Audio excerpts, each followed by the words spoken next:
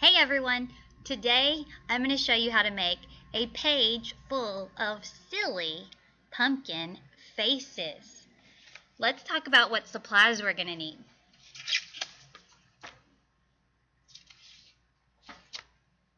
You'll need a white piece of paper,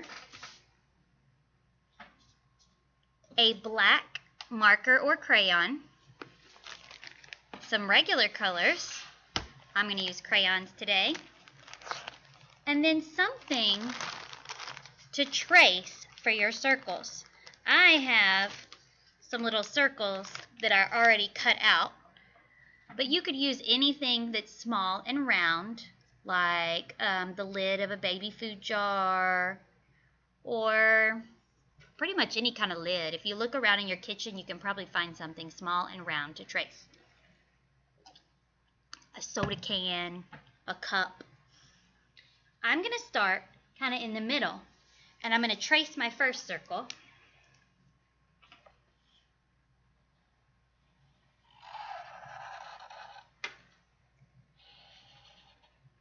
Then I'm going to move around, leaving space between our pumpkins. Our pumpkins are socially distancing, just like we are at school.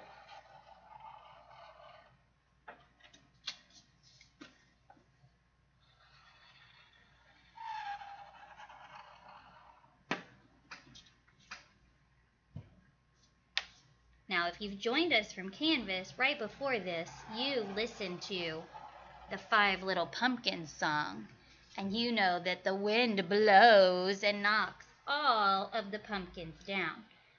That is what we are going to do. We are going to have pumpkins falling all over our page. Now, once you get your pumpkins in the middle, then you can put some on the edges too, so that it's not a whole pumpkin, it's just part of a pumpkin peeking.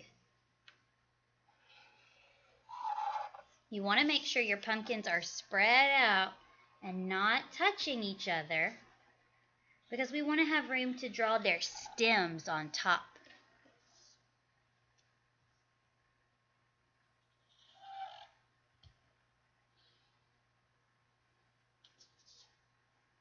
I think I have room for one more pumpkin.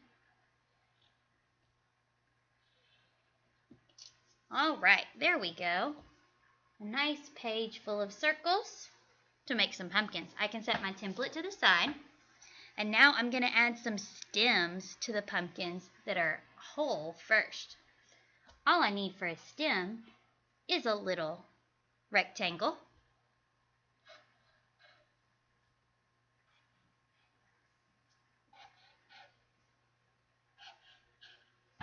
And then I can decide if my pumpkins on the sides need them or not. This pumpkin has the top of its head cut off on the page, so I'm not going to put a stem on it, but I might have a piece of a stem over here. This one might have a stem, and these guys might have one. There we go. Now I can start on some silly faces. I think I'm going to make my first pumpkin kind of classic. Just a regular jack-o'-lantern with triangles for its eyes and a triangle nose and then a zigzaggy mouth.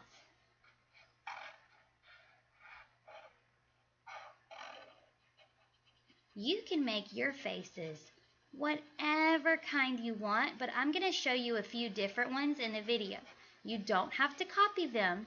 You can make yours however you want. That looks pretty good.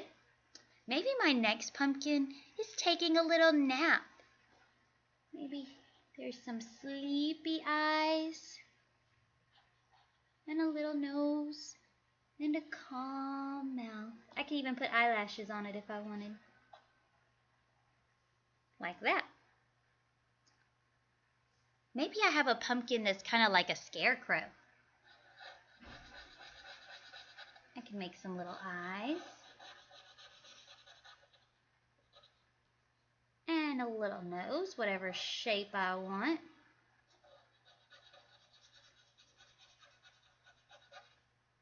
And then maybe the mouth is stitched on like a scarecrow.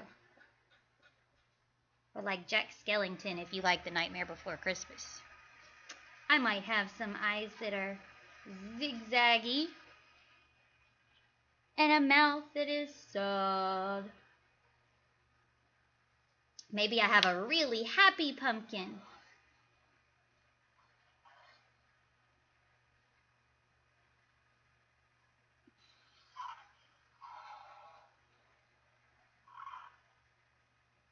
You can make all sorts of different faces. Remember when you get to your pumpkins that are on the side over here, that you can't see the whole face because it's being cut off by the edge a little. Maybe this pumpkin's a vampire and has one sharp tooth poking down. I think I need a pumpkin that's surprised.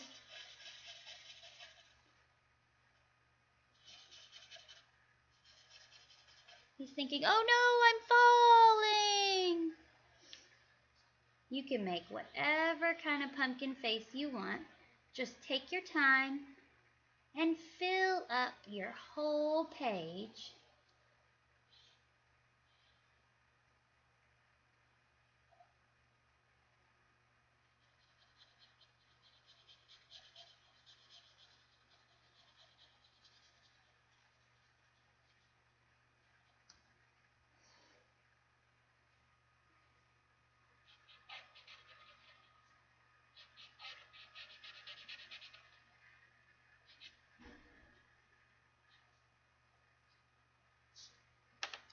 And I think my last pumpkin might be kind of angry.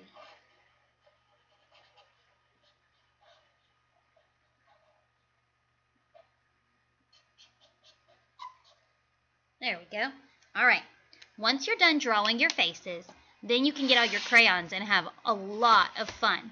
Pumpkins come in all different colors. Orange, red, yellow, green. There's even white pumpkins. So you can choose what color you want your pumpkins to be. And if you used a marker, you can color right on top of your marker to fill in your pumpkins. When you're done coloring your pumpkins, I want you to color the background. Now this is where you really have to think about those colors.